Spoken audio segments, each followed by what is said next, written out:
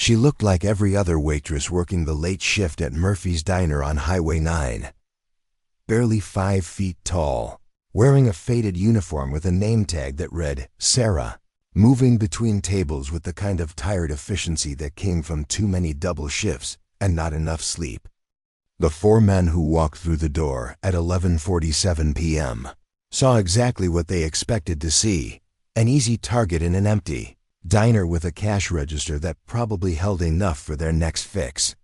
Before we jump back in, tell us where you're tuning in from, and if this story touches you, make sure you're subscribed, because tomorrow, I've saved something extra special for you. The bell above Murphy's Diner door chimed with a sound that had welcomed travelers for 37 years. But tonight it announced the arrival of trouble.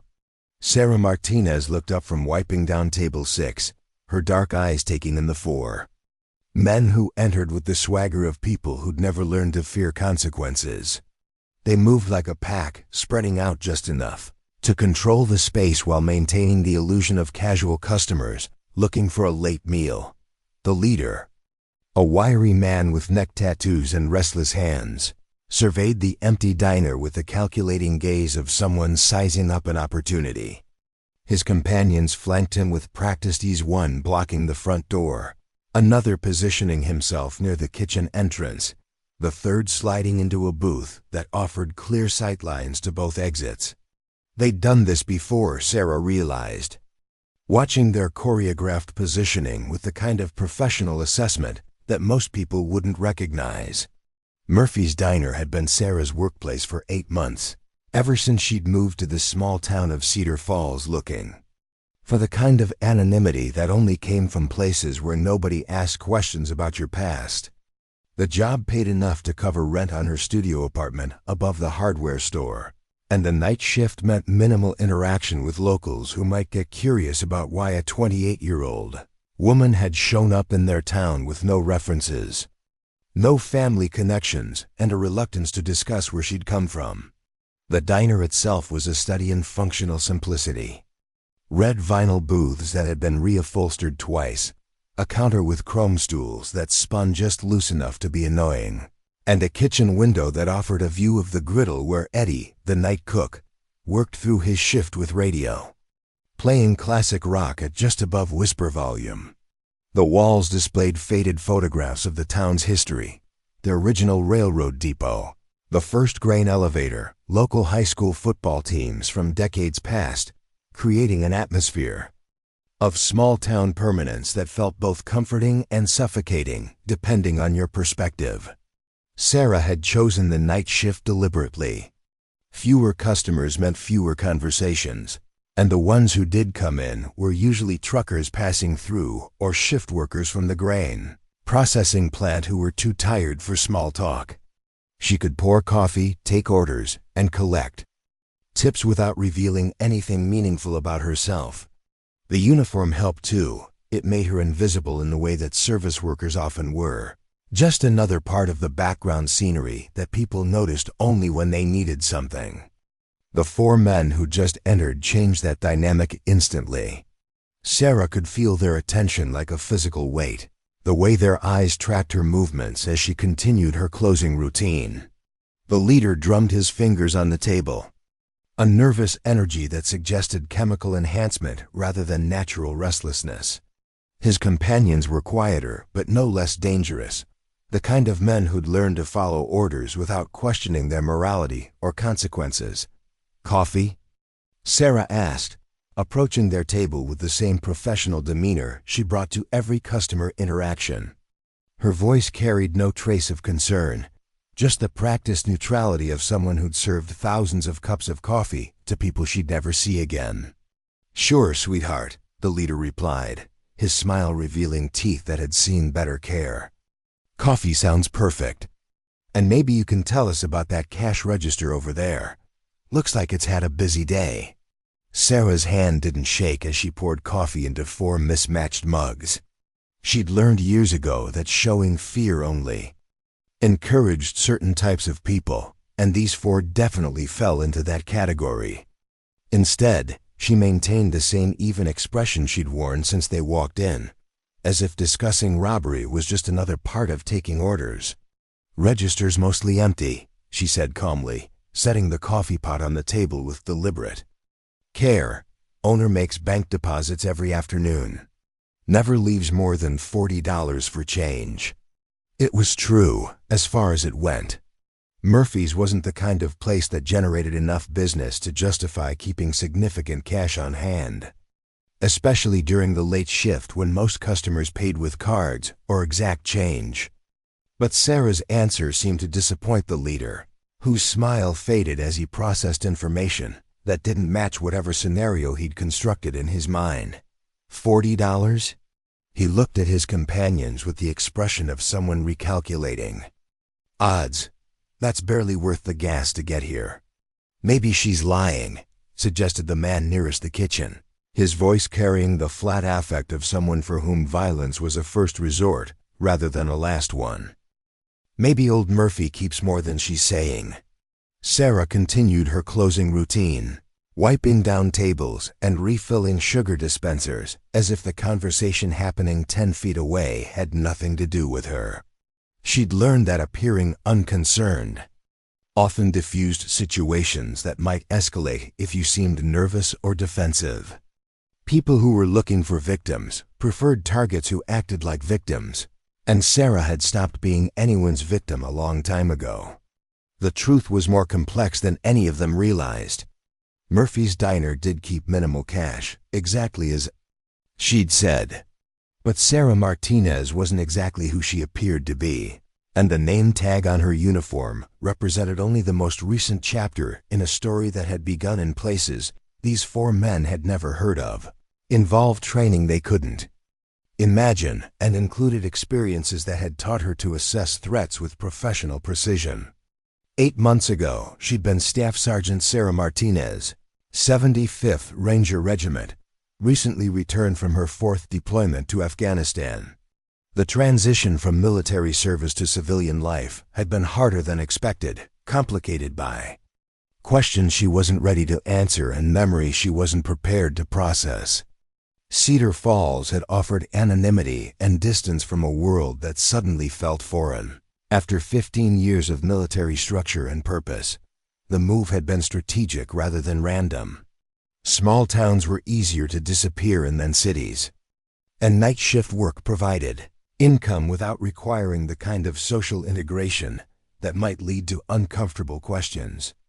She'd chosen Sarah as her civilian name because it was common enough to be unremarkable, and Martinez because it matched the surname on documents that were perfectly legitimate, even if they didn't tell the complete story of who she'd been before. Arriving in Cedar Falls, but tonight, watching 4 predators circle what they perceived as easy prey, Sarah felt something she hadn't experienced since leaving the military, the clarity that came from facing a situation that had clear parameters and obvious solutions. These men had made certain assumptions about their capabilities relative to hers, and they were about to learn that assumptions could be dangerous when they were based on incomplete information.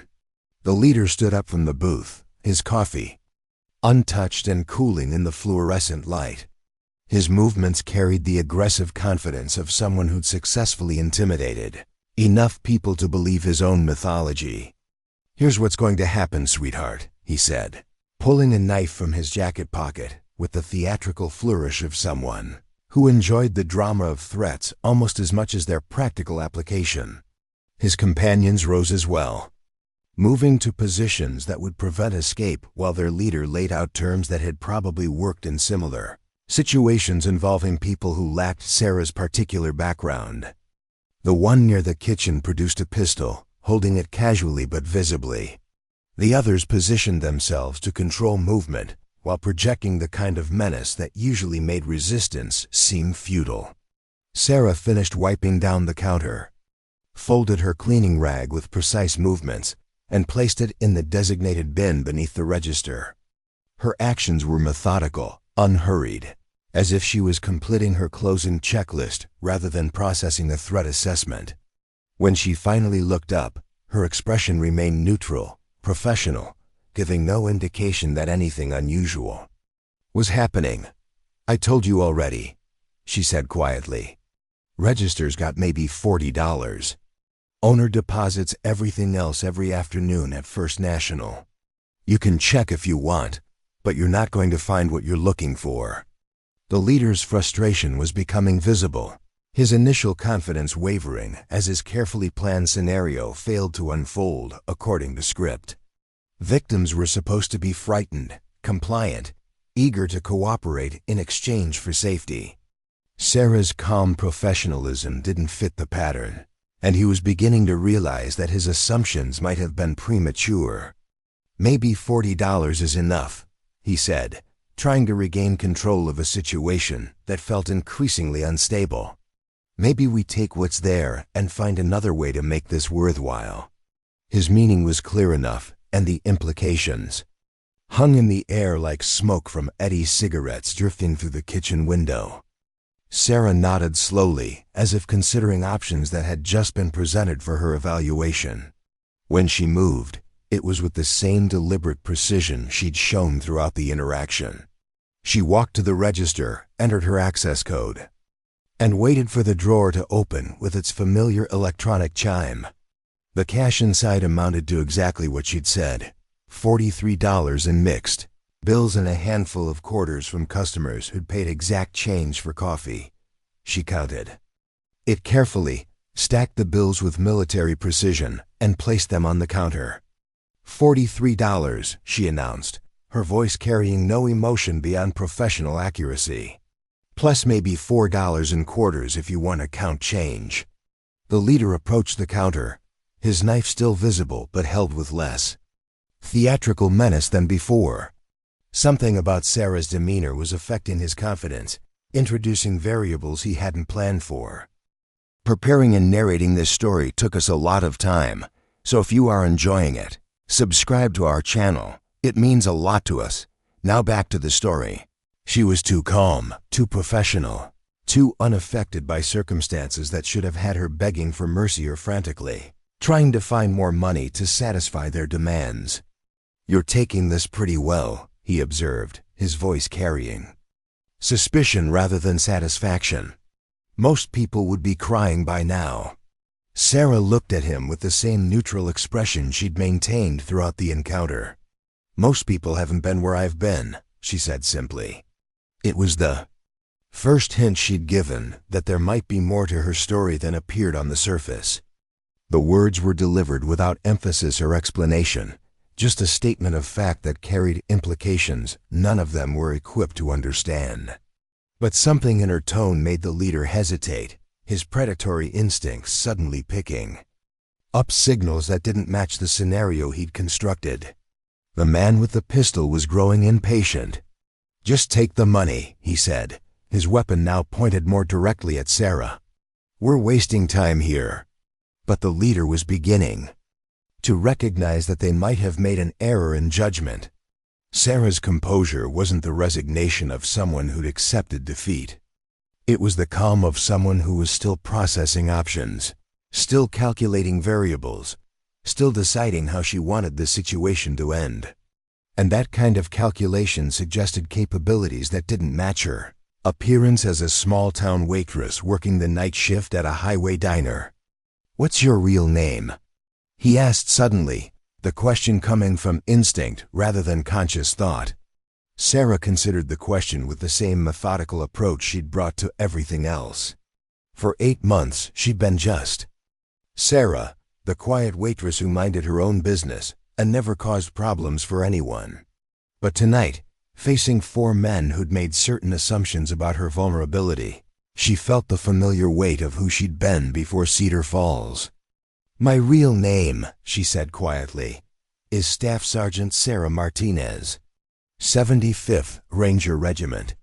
4 deployments, 3 combat actions, 2 Purple Hearts, and 1 Congressional Medal of Honor that I received for actions in Kandahar, province that are still classified above your clearance level." The silence that followed was complete. Not the quiet of a diner after closing time, but the absolute stillness that came from processing information that fundamentally changed every assumption you'd made about a situation. The 4 men looked at each other, then back at Sarah, as if trying to reconcile the small woman in a faded uniform with the military credentials she'd just revealed. "You're lying," the leader said, but his voice carried less conviction than before. Sarah reached into her pocket with movements that were deliberately slow and visible. She withdrew a small leather wallet, opened it, and placed a military identification card on the counter next to the $43. The ID was official, current, and featured a photograph that matched her face exactly. "Staff Sergeant Sarah. Elena Martinez," she read from the card.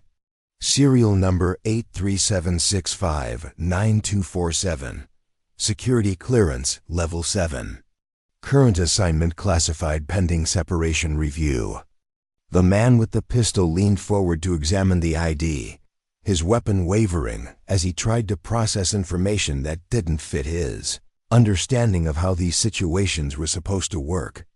Military personnel, especially Rangers, weren't supposed to be working night shifts at highway diners in small towns.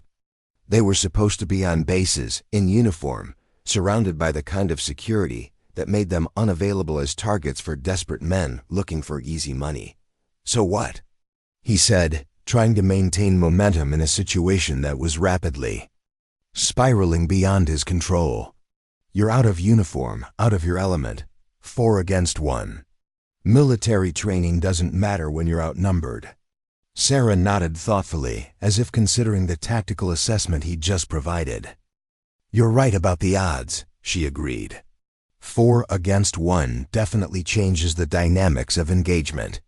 She paused, her eyes moving from one face to another with the kind of professional evaluation that suggested she was cataloging capabilities, positioning, and probable courses of action.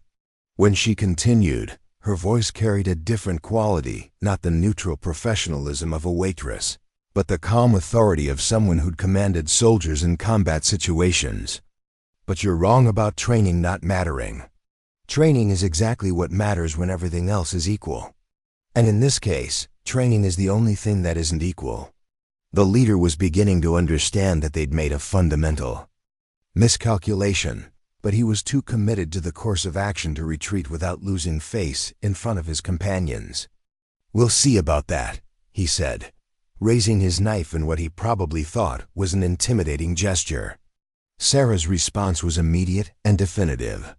She moved with the fluid precision of someone who'd practiced similar movements thousands of times under conditions where mistakes carried permanent consequences.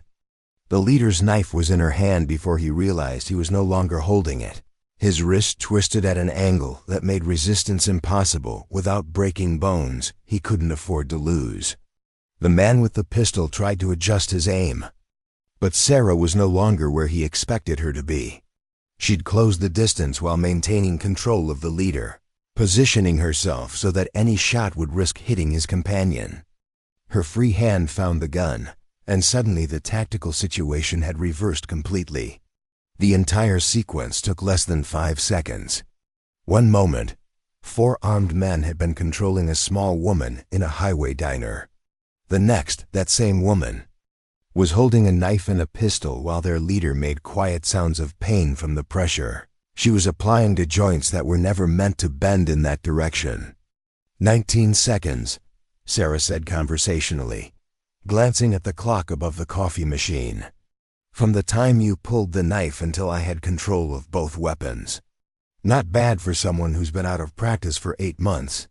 The remaining 2 men were frozen in positions that had become tactically useless, their carefully planned formation now working against them as they tried to process a situation that had evolved beyond their training or experience.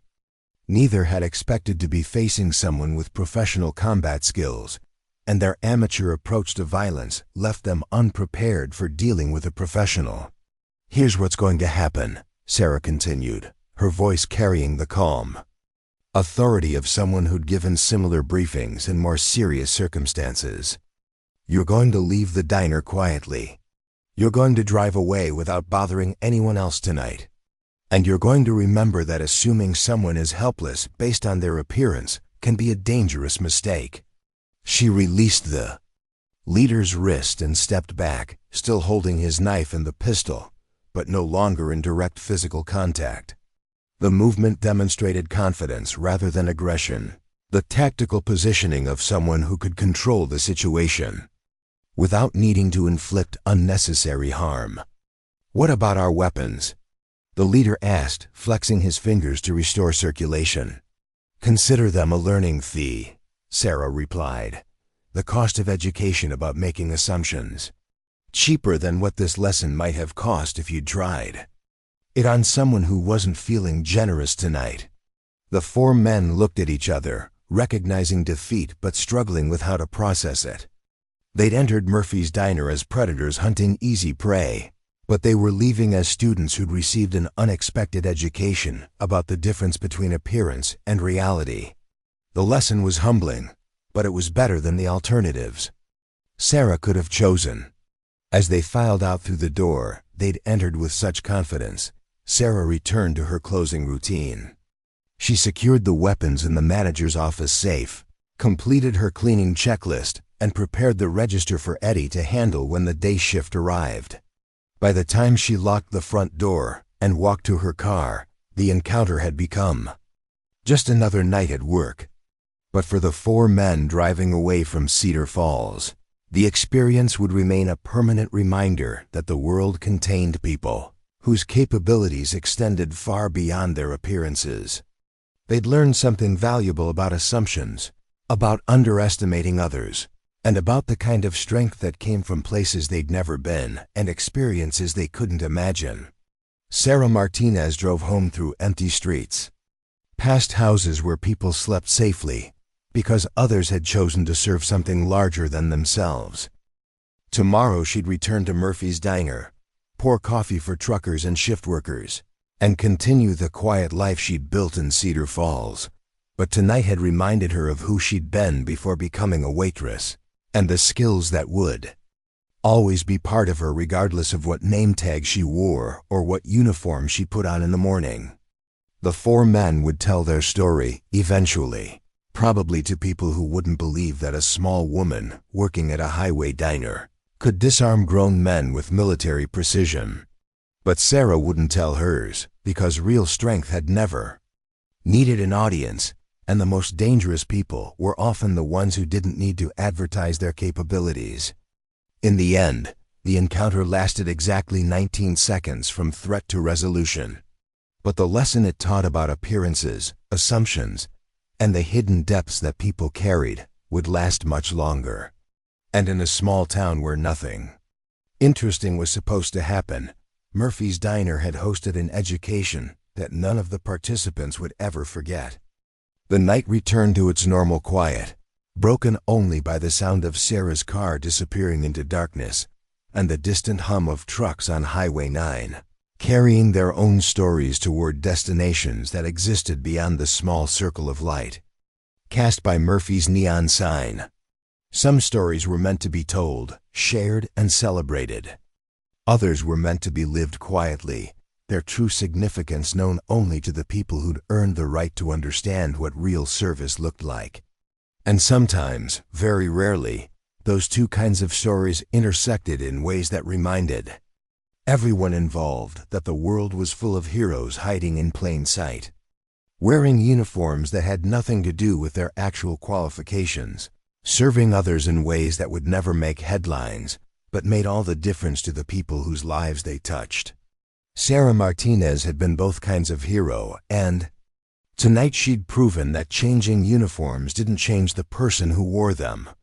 The waitress at Murphy's Diner was the same woman who'd served her country in places most people would never visit, and the skills she'd learned in one context translated perfectly to the other when circumstances required it.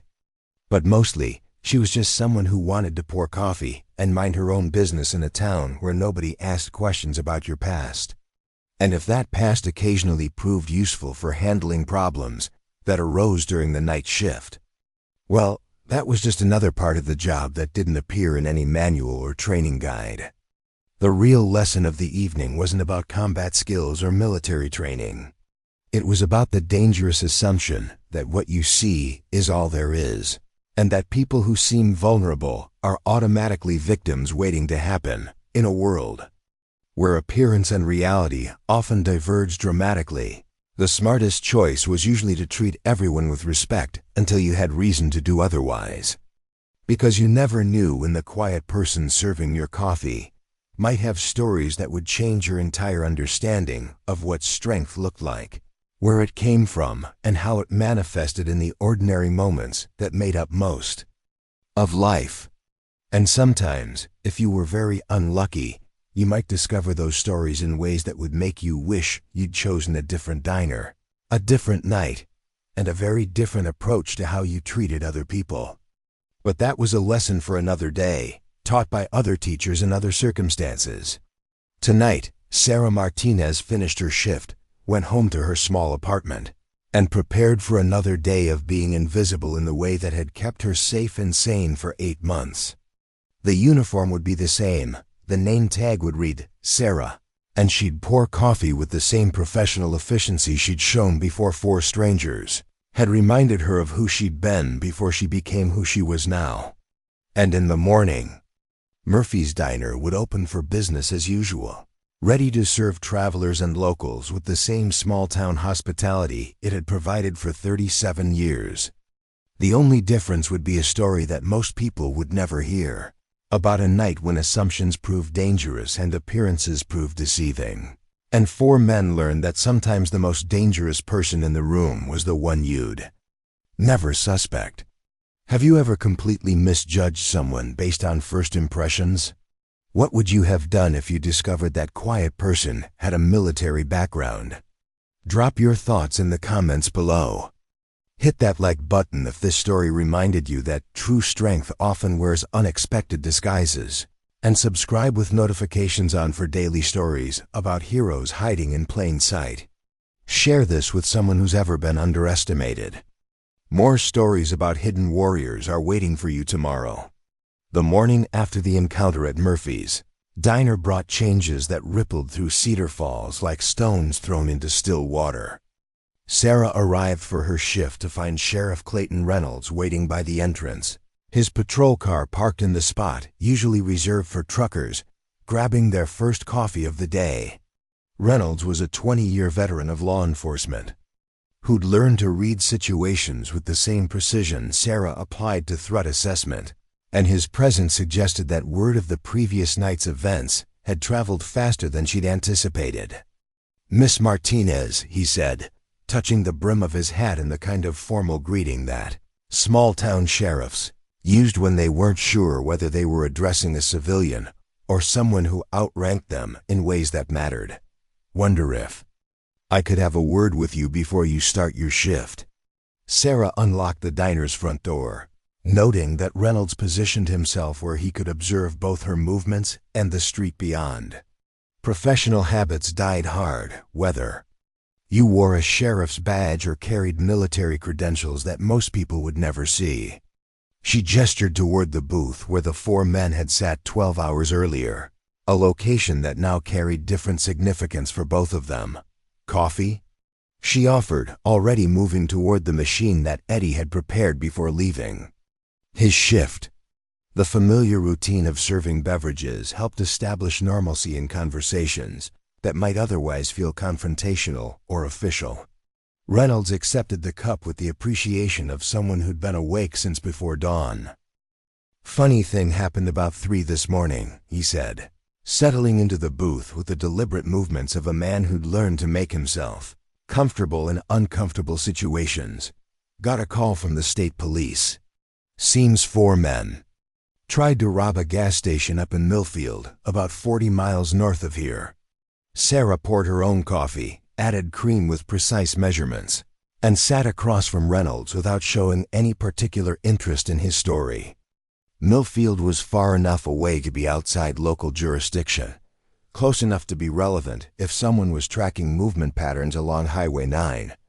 The timing suggested a connection, but she waited for Reynolds to make that connection explicit, rather than volunteering information that might complicate her carefully maintained anonymity. "Thing is," Reynolds continued, These four fellows told the most interesting story about why they were unarmed when they tried to pull their robbery. Claimed they'd lost their weapons earlier in the evening to a waitress at a diner. Course, nobody believed that particular detail, figured they were making excuses for why their plan went sideways. He sipped his coffee, watching Sarah's reaction with the careful attention of someone who'd spent 2 decades learning to read people's responses to unexpected information. Sarah maintained the same neutral expression she'd perfected during 8 months of serving customers who sometimes asked personal questions she preferred not to answer. "Interesting story," she said neutrally. "People tell all kinds of tales when they're trying to explain away their mistakes." "That's what I figured too," Reynolds agreed.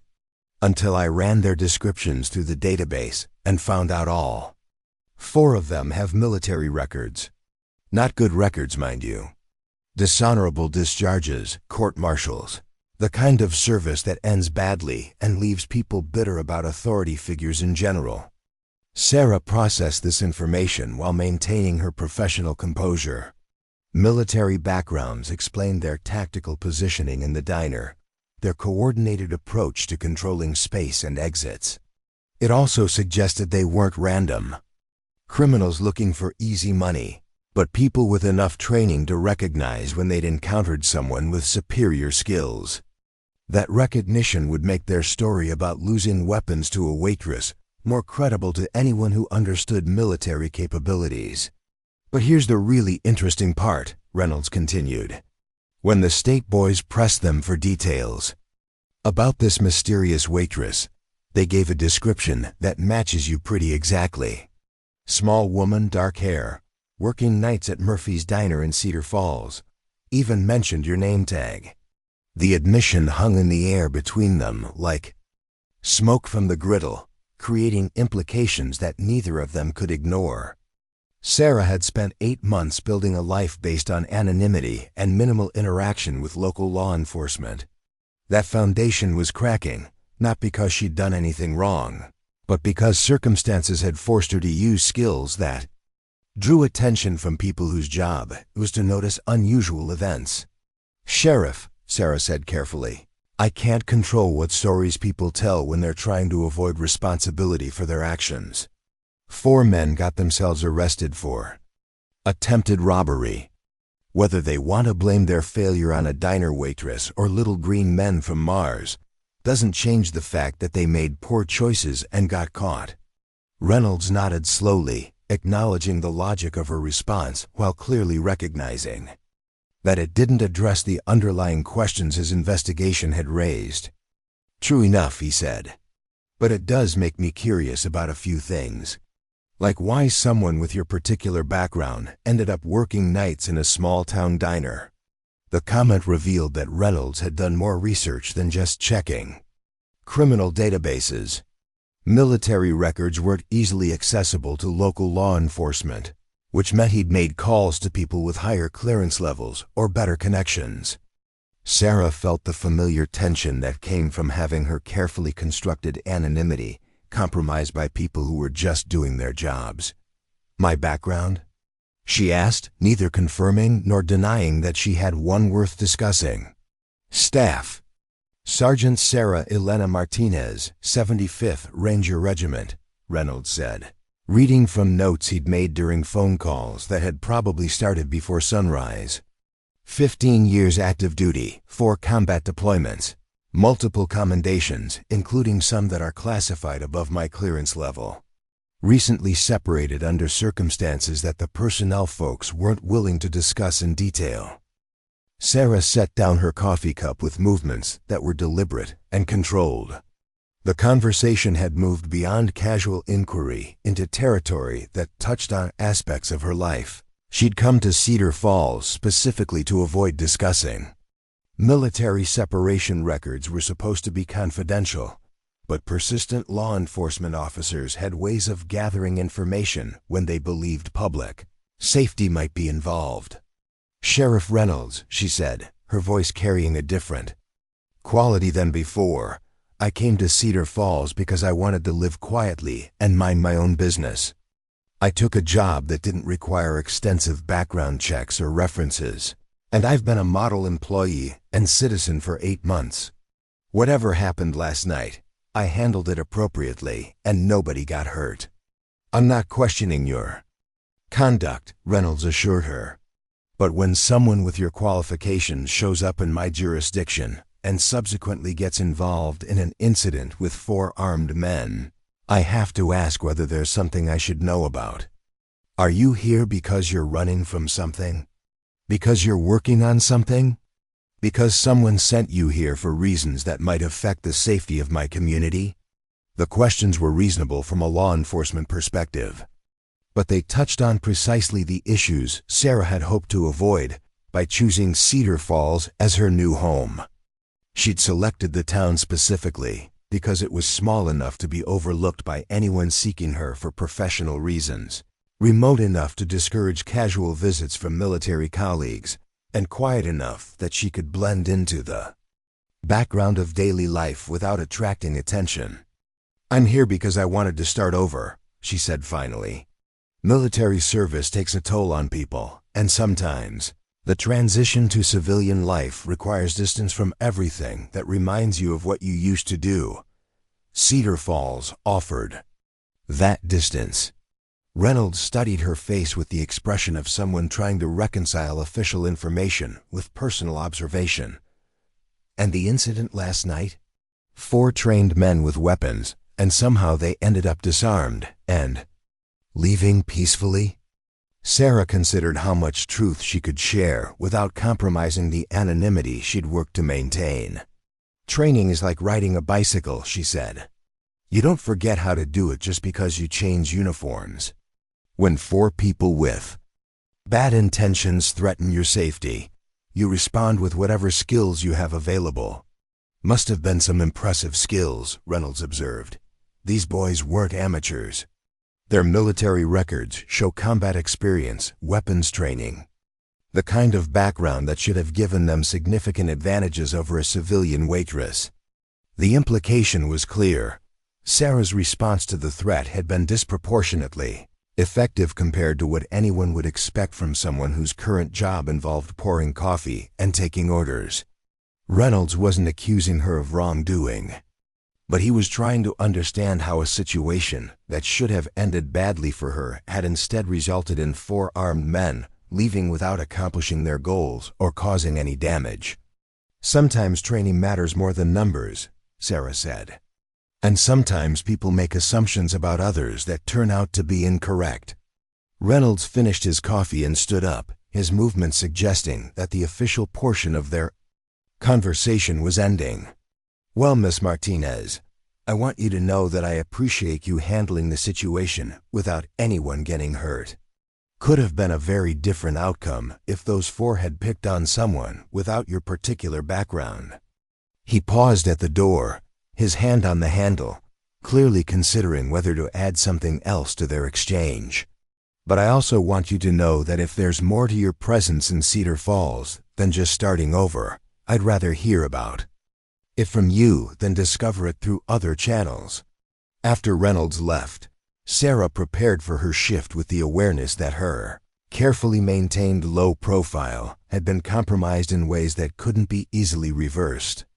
Military records, law enforcement inquiries, and 4 men telling stories about losing their weapons to a diner. Waitress had combined to create exactly the kind of attention she'd moved to Cedar Falls to avoid. Eddie arrived for the morning shift. With his usual collection of classic rock radio and practiced indifference to anything that didn't directly involve food preparation. But even he noticed that something had changed in the atmosphere of Murphy's diner, commenting that the place felt different somehow, though he couldn't identify exactly what had shifted. The first customer of the day was Margaret Thompson, a retired school teacher who came in every morning for coffee and wheat toast cut diagonally. She'd been part of Sarah's routine for 8 months, one of the few locals who engaged in conversation beyond basic service transactions. But today, her greeting carried curiosity that hadn't been there before. Heard there was some excitement. Here last night, Margaret said. settling into her usual booth with the deliberate movements of someone who decided that direct inquiry was preferable to speculation. Sheriff Reynolds was asking questions around town this morning. Sarah poured coffee without responding immediately, using the familiar routine to buy time while she considered how to address community interest that was clearly growing beyond her ability to control. Small towns thrived on information sharing, and the combination of a police investigation and 4 strangers in a diner after closing time had created the kind of story that would circulate regardless of how much detail she provided. 4 men came in late, she said finally. They left without causing any trouble. Margaret stirred cream into her coffee with movements that suggested she was processing information that didn't quite satisfy her curiosity. That's not what people are saying downtown. Tom Bradley at the hardware store heard they were armed. Jenny Morrison at the post office said Reynolds got a call from the state police about some connection to a robbery up north. The speed and accuracy of the information network in Cedar Falls was impressive, if inconvenient for someone trying to maintain privacy about events that had occurred less than 24 hours earlier.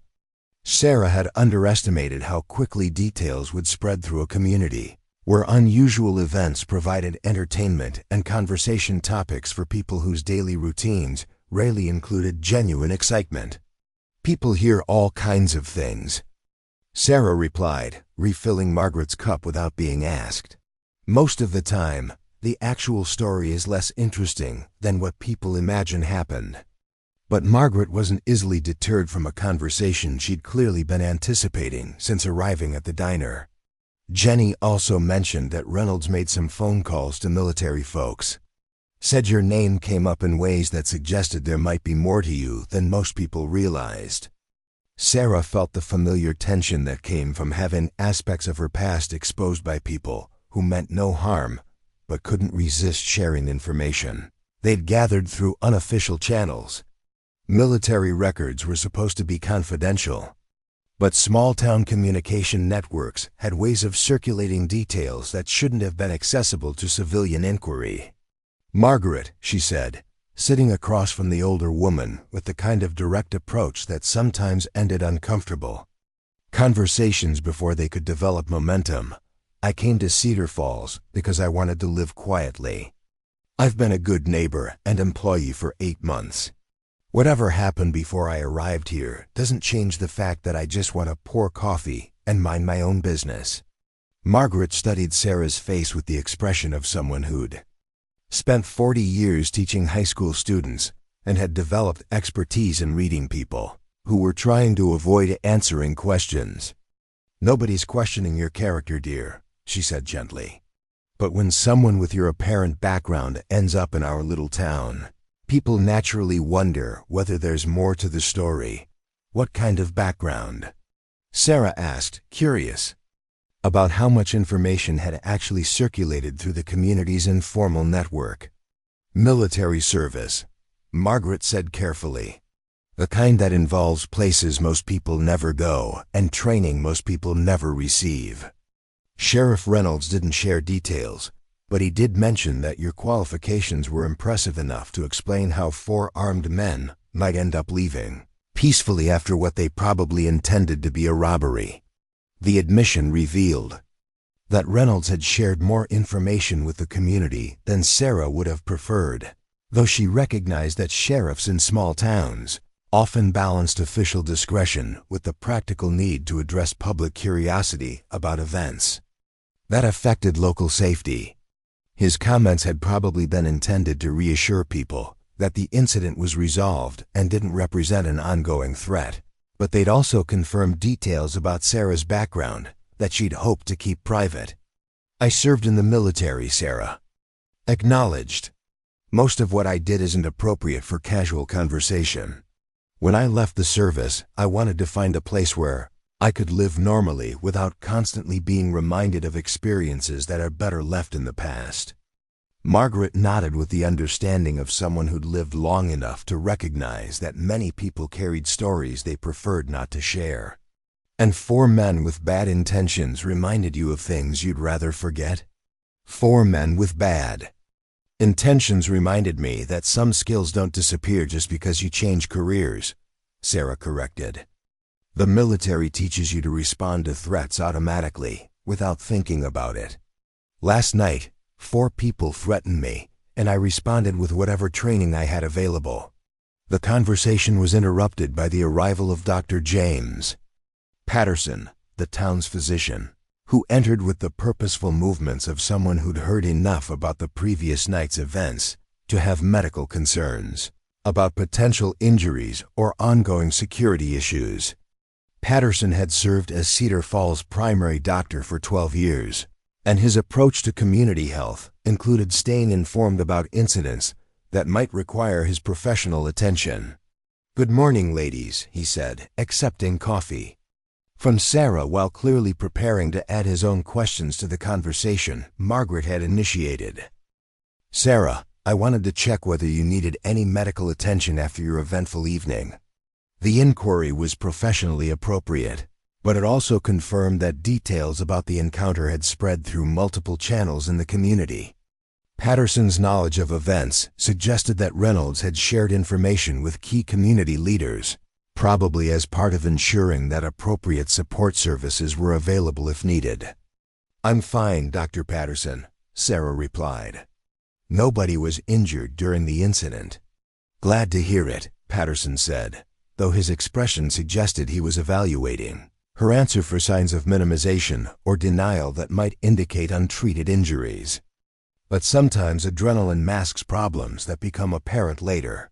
If you experience any unusual symptoms, delayed reactions, or psychological effects from the encounter, I want you to know that medical attention is available," Sarah appreciated the genuine concern behind his offer, even as she recognized that accepting medical evaluation might lead to documentation and official records that would further compromise her anonymity. Military medical training had taught her to assess her own condition accurately, and she was confident that the previous night's events hadn't resulted in injuries requiring professional treatment. "I appreciate the offer," she said. "If anything changes, I'll let you know."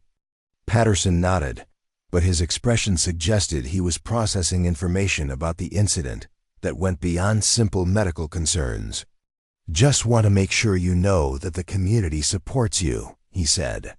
"What you did last night protected not just yourself, but potentially other people who might have been targeted if those 4 had been successful here." The comment revealed a perspective on the encounter that Sarah hadn't fully considered. She'd responded to immediate threats to her own safety, but Patterson was viewing her actions in the context of community protection and crime prevention.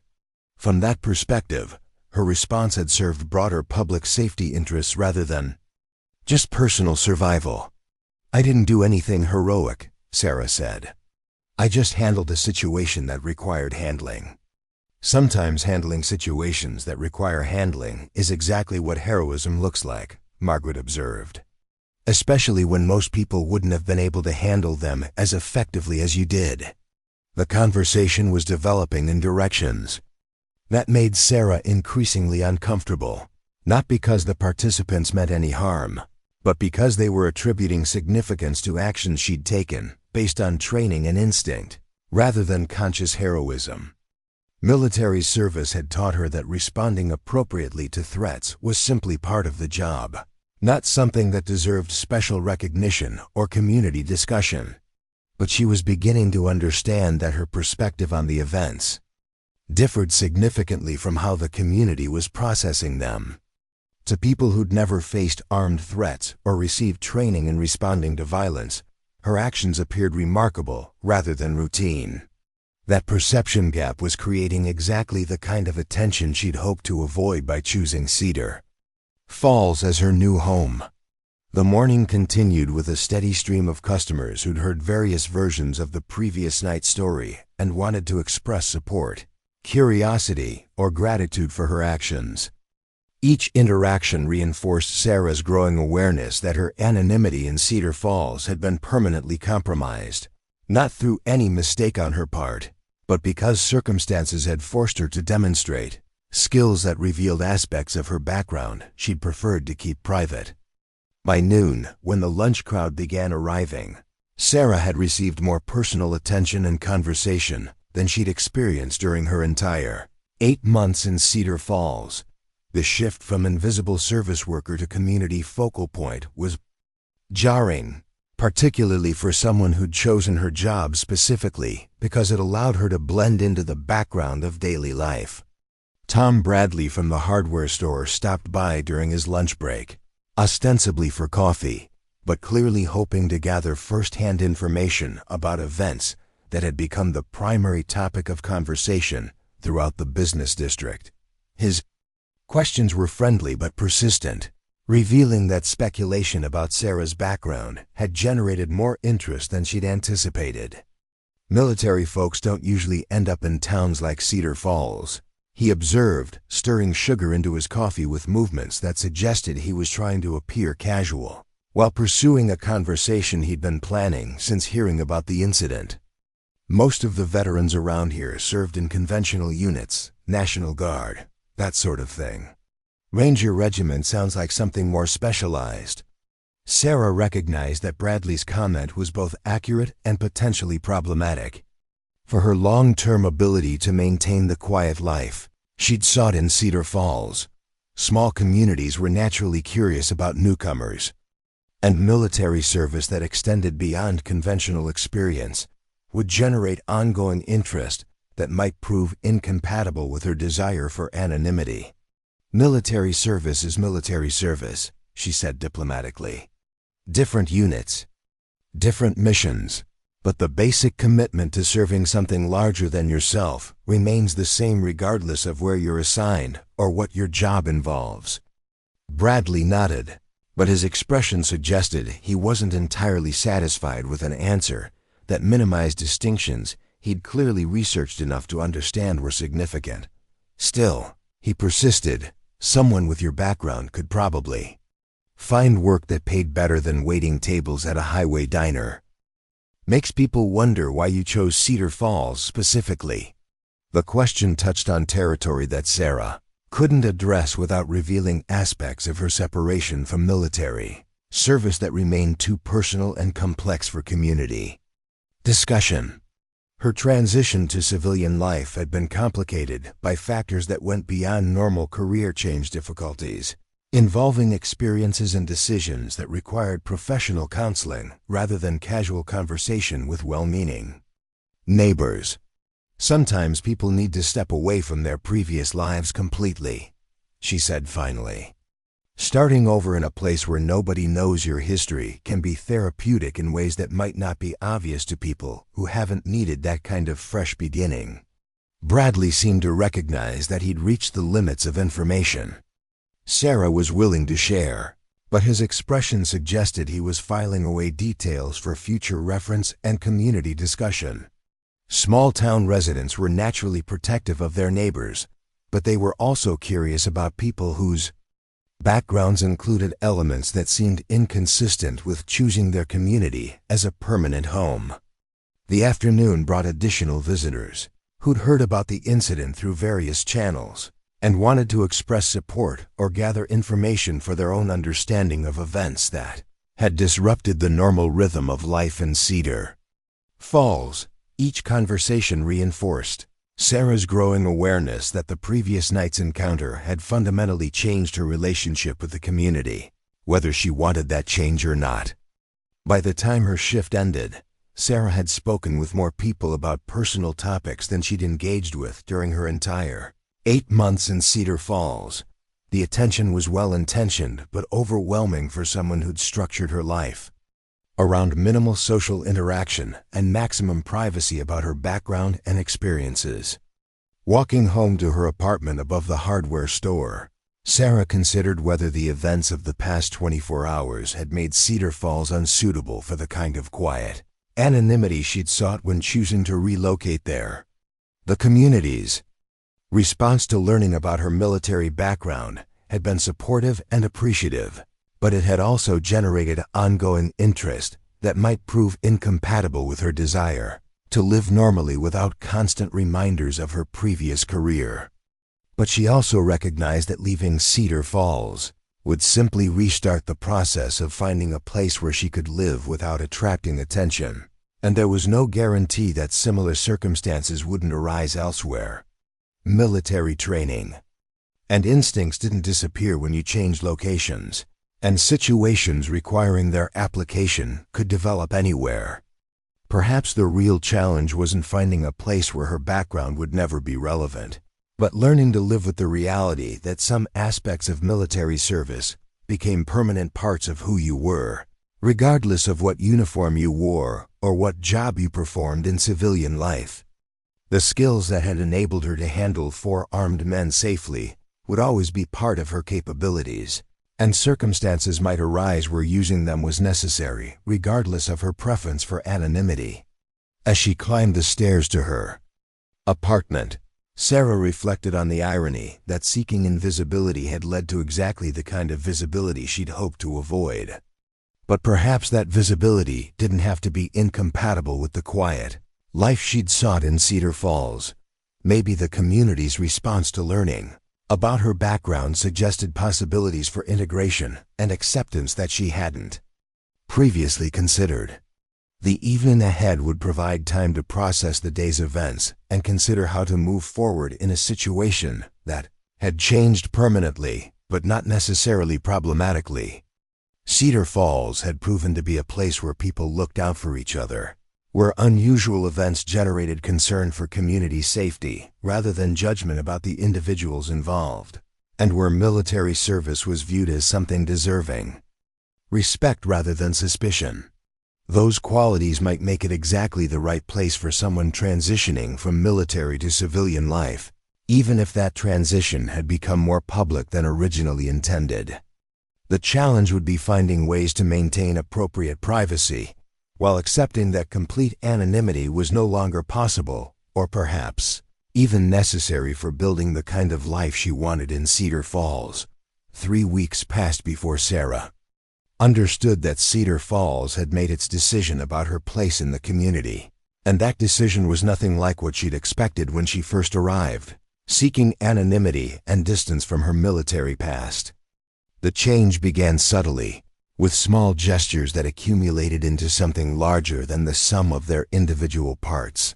Mrs. Henderson from the post office started timing her errands to coincide with Sarah's breaks, engaging in conversations that went beyond polite small talk to include genuine interest in her adjustment to civilian life. These weren't the probing questions Sarah had initially feared, but rather the kind of supportive check-ins that long-term residents offered to neighbors they decided to fully accept into their community. The transformation became more apparent when Murphy's Diner received an unexpected visit from Colonel David Morrison, Sarah's former commanding officer, who arrived without advance warning on a Tuesday afternoon when the lunch crowd was beginning to thin. Morrison entered wearing civilian clothes, but carrying himself with the unmistakable bearing of someone accustomed to command authority, his presence immediately recognizable to anyone with military experience. Sarah was refilling coffee for a table of truckers when she noticed Morrison settling into the booth near the window, the same location where the 4 men had sat 3 weeks earlier. Her hand remained steady as she completed her service routine, but her mind was already processing the implications of his unexpected appearance in Cedar Falls. Military officers didn't make casual visits to small-town diners unless official business required their presence, and official business involving separated personnel rarely brought positive developments.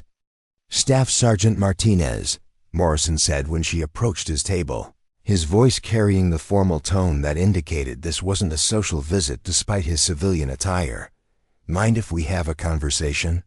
Sarah poured coffee into the cup she'd placed in front of him, noting that he'd positioned himself where he could observe both the diner's interior and the street beyond through the window. Old habits from military service died hard, particularly for officers who'd spent careers in situations where situational awareness could mean the difference between successful missions and catastrophic failures. "Colonel Morrison," she acknowledged.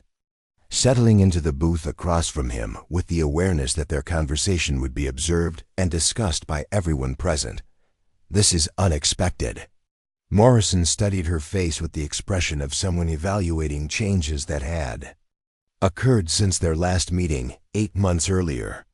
His assessment was professional rather than personal, the kind of evaluation that commanding officers made when determining whether personnel were adapting successfully to new circumstances or struggling with transitions that might require intervention. "You look good," he said finally. "Civilian life seems to be agreeing with you." Sarah recognized the comment as both genuine observation and tactical, opening for a conversation that would probably address topics she'd hoped to leave behind when she separated from active duty. Morrison's presence in Cedar Falls suggested that her desire for anonymity hadn't been as successful as she believed, and that military channels had ways of tracking personnel even after their official separation from service. "Cedar Falls has been good to me," she replied carefully. "Quiet work, good people, the kind of environment that makes it easy to adjust to different priorities and expectations." Morrison nodded, but his expression suggested he was processing information that went beyond her current employment situation. "I heard about your recent excitement," he said. 4 men with military backgrounds and criminal intentions. Handled professionally, no casualties, minimal disruption to the community. Very clean resolution to what could have been a complicated situation. The comment revealed that Morrison's knowledge of recent events extended beyond whatever official reports might have been filed by local law enforcement. Military intelligence networks had ways of monitoring incidents involving former personnel, particularly when those incidents demonstrated continued application of specialized training in civilian contexts.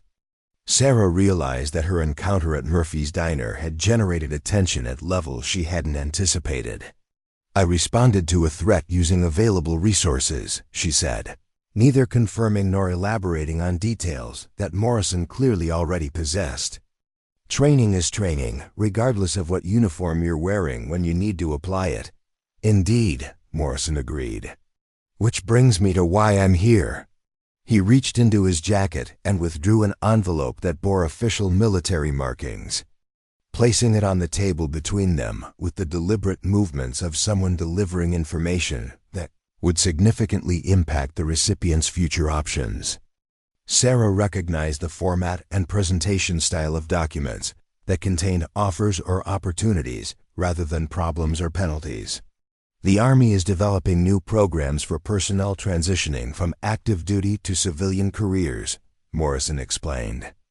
"Positions that utilize specialized skills in contexts that don't require full-time military commitment, but do provide opportunities for continued service in capacities that match individual capabilities and preferences." Sarah looked at the envelope without touching it, understanding that accepting the document would represent engagement with military opportunities she'd deliberately chosen to leave behind when she separated from active duty. Her transition to civilian life had been intentionally complete, designed to create distance from experiences and responsibilities that had become too demanding to sustain indefinitely. "Colonel," she said carefully, "I came to Cedar Falls specifically because I wanted to step away from military service entirely. The work I do here is simple, straightforward, doesn't require security, clearances or deployment schedules, or any of the complications that go with serving in specialized units." Morrison studied her response with the expression of someone who'd expected exactly that reaction and had prepared counter-arguments that addressed the concerns she'd raised. "The positions I'm describing wouldn't involve active deployment or traditional military structure," he said. "They're designed for personnel who want to contribute their expertise without returning to full-time service obligations," he gestured toward the envelope, encouraging her to at least review information that had clearly been prepared specifically for her situation and qualifications. "Training programs for law enforcement personnel dealing with military veterans who've experienced combat trauma. Consultation services for security assessments in civilian facilities. Advisory roles for government agencies that need expertise. In areas where your background provides unique qualifications. The opportunities Morrison was describing represented middle ground between full military service and complete civilian separation, options that hadn't been available when Sarah made her initial decision to leave active duty. They suggested ways of utilizing her skills and experience in contexts that might provide purpose and professional satisfaction without requiring the total commitment that had ultimately led to her decision to separate from the military. "What changed?" she asked. 8 months ago, separation meant separation. Nobody was offering consulting positions or part-time utilization of military expertise in civilian contexts. Morrison's expression shifted slightly, revealing acknowledgement that her question had identified changes in military policy that reflected broader recognition of problems the services were facing with personnel retention and transition support. "We learned that losing people with your capabilities entirely represents a significant waste of resources," he said honestly. "The traditional approach of either full service or complete separation doesn't serve anyone's interests effectively." He leaned forward slightly, his voice taking on the tone of someone sharing information that wasn't widely known outside military leadership circles. Too many good people were choosing separation because they needed distance from active duty. Pressures, but then we were losing their expertise completely. The new programs are designed to maintain connections with personnel who want to continue contributing without returning to traditional service structures. Sarah considered the implications of what Morrison was describing, recognizing that the military's willingness to create flexible arrangements represented acknowledgement of problems she'd experienced personally during her final years of active duty. The all-or-nothing approach to military service had forced many qualified personnel to choose complete separation when what they actually needed was reduced responsibility and greater control over their involvement in military activities. "And if I'm not interested in any form of continued military connection?" she asked. "Then you continue doing exactly what you're doing," Morrison replied without hesitation. "This isn't pressure or obligation. It's an opportunity that's available if you want it, and completely ignorable if you don't."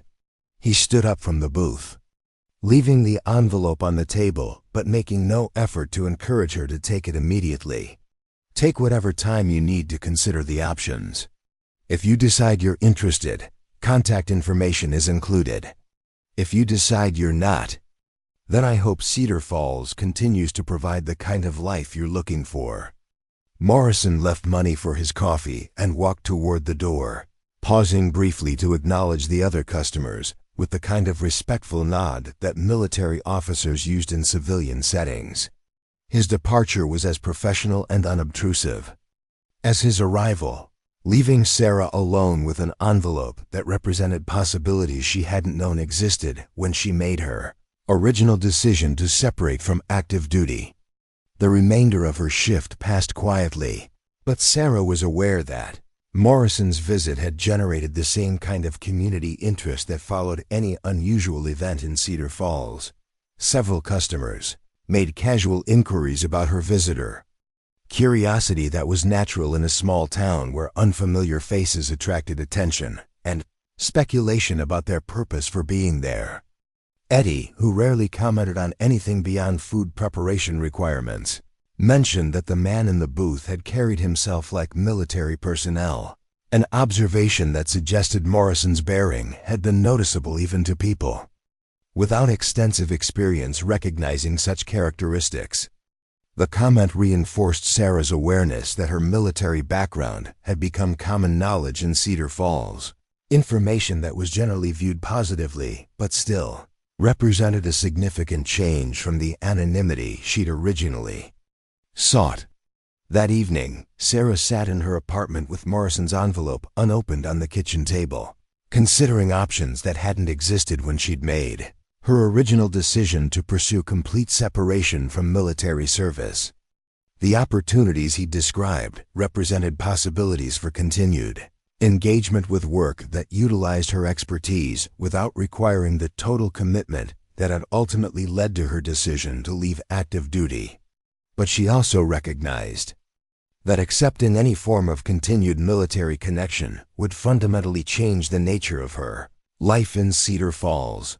The consulting and training positions Morrison had described would require travel, security clearances, and professional responsibilities that were incompatible with the simple routine she'd established as a diner waitress.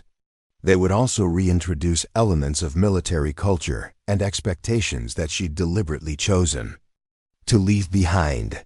The decision ultimately came down to whether she was ready to acknowledge that complete separation from military service might not be necessary or even desirable for her long-term adjustment to civilian life.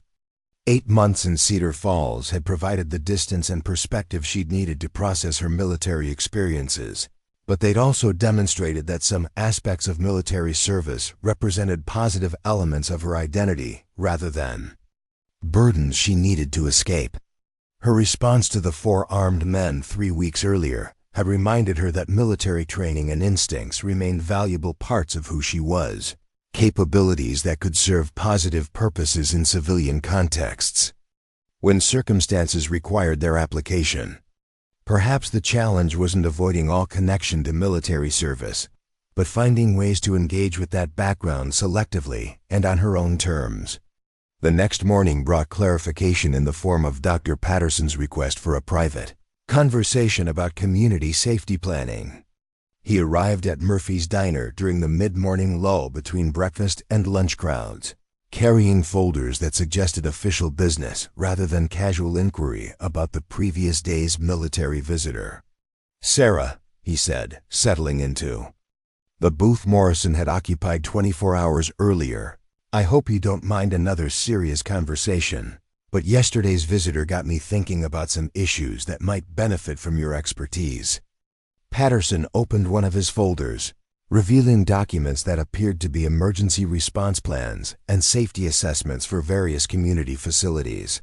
His approach was methodical and professional, suggesting he'd given considerable thought to whatever proposal he was preparing to make. "Cedar Falls hasn't updated its emergency preparedness plans in over a decade," he explained. "We have basic protocols for natural disasters and medical emergencies, but nothing that addresses the kind of security threats that even small communities need to consider in today's environment." Sarah poured coffee for both of them, recognizing that Patterson's request represented exactly the kind of civilian application of military expertise that Morrison had described in his recruitment presentation. The timing wasn't coincidental. Patterson had clearly been considering community security needs and had identified her as someone whose background might provide valuable insights for addressing those needs. "What kind of security threats?" she asked, settling across from him with genuine interest in how a small-town physician was thinking about community protection issues. "Active shooter scenarios in public buildings," Patterson said, referring to the first document in his folder. "Chemical or biological hazards that might result from transportation accidents on highway. 9. Coordinated criminal activities like what you handled here 3 weeks ago, but involving larger groups or more sophisticated planning." The scenarios Patterson was describing represented realistic concerns for any community, regardless of size or location.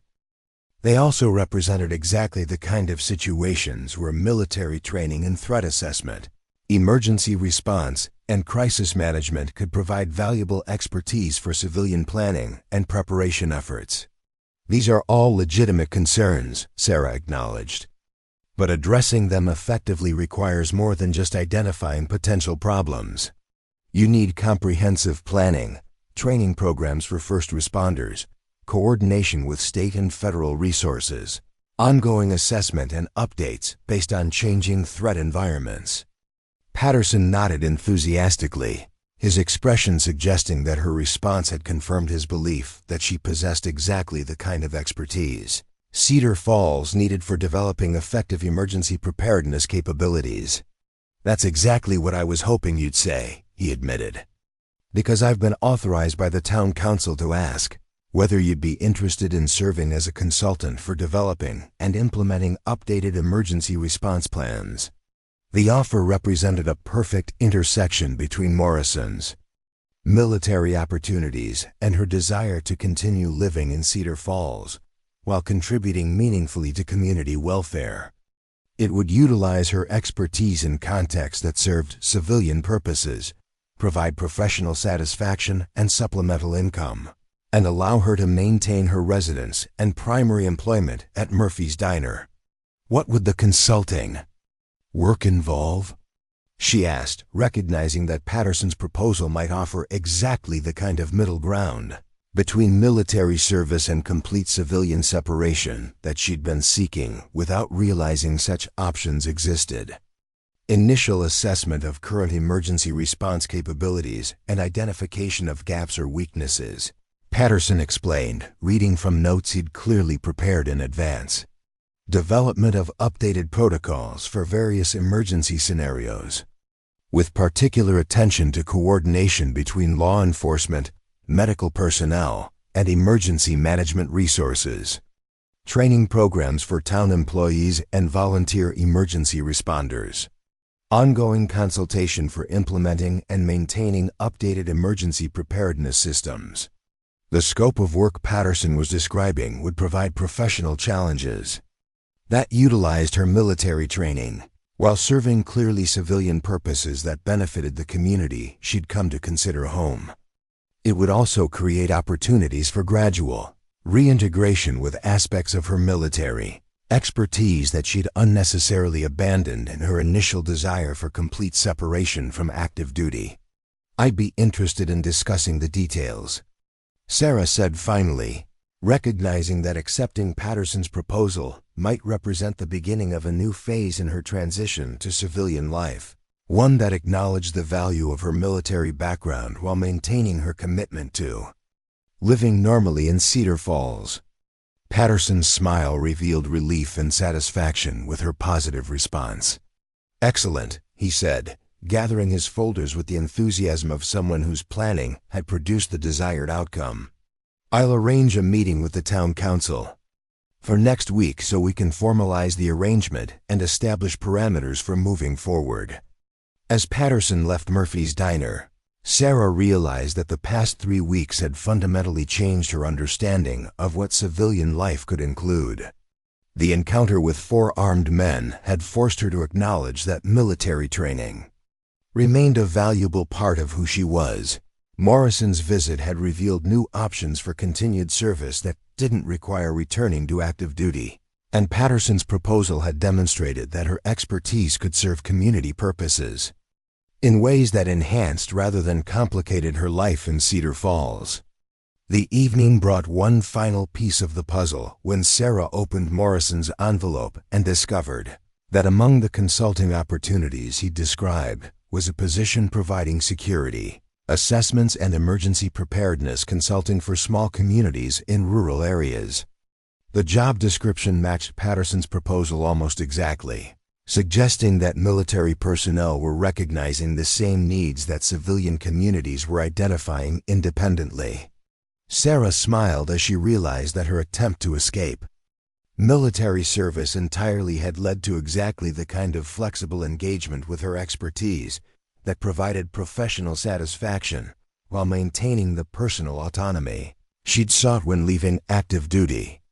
Cedar Falls had proven to be not just a place to hide from her military past, but a place to integrate that past constructively into a civilian future that served both her needs and the community's welfare.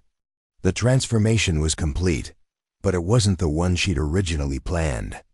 Instead of abandoning her military background entirely, she'd found ways to honor that service while building a civilian life that felt both purposeful and sustainable. The waitress at Murphy's Diner would continue serving coffee and taking orders, but she'd also serve as a bridge between military expertise and civilian needs, utilizing her training in contexts that protected and supported the community she'd chosen as her new home. Sometimes the best outcomes were the ones you never saw coming, emerging from circumstances that initially seemed like obstacles, but turned out to be exactly the opportunities you needed to find your way forward. Sarah Martinez had learned that lesson in military service, and she was learning it again in civilian life, discovering that the skills and experiences she'd thought she needed to leave behind were actually the foundation for building something better than what she'd originally imagined possible. Up next, you've got 2 more standout stories right on your screen. If this one hit the mark, you won't want to pass these up. Just click and check them out.